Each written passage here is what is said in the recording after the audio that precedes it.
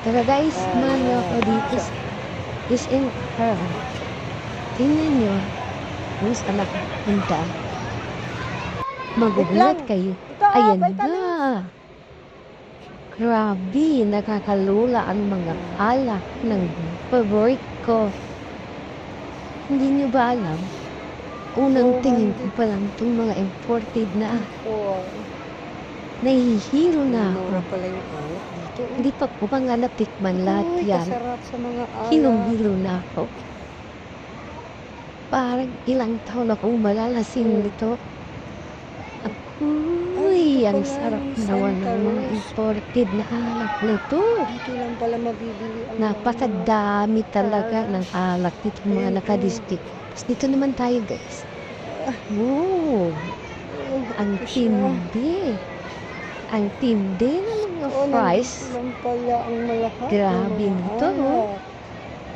OMG talaga, lahat ng gusto mong alak na inumin. O ayan pa.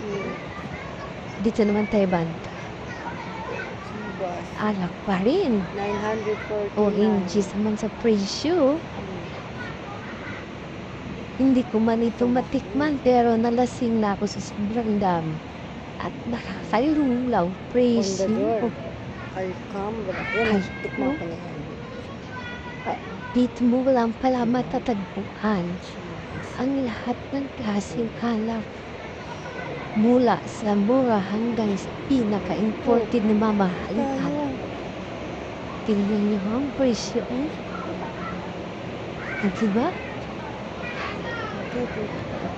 Kaya kung gusto niyo dito lang kayo sa isa, Alak na to, 3,000. dyan niyo makikita ang iba't ibang alak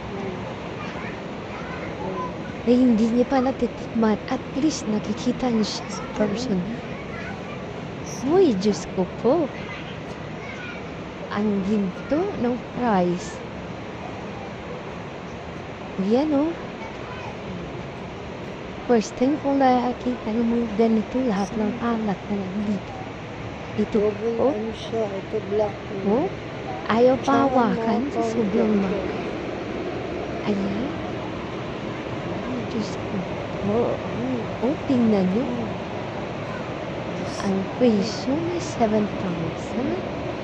Ang sarap siguro niya, no? Kasi masya eh. Gala lang kayo dito. Lahat ng gusto yung alak nandito. Kahit hindi mo siya matikman, lasing na sa sobrang dami. Nakakalula talaga. Ito pa, oh. Tingnan mo guys. Diyos ko, ang na ganyan na.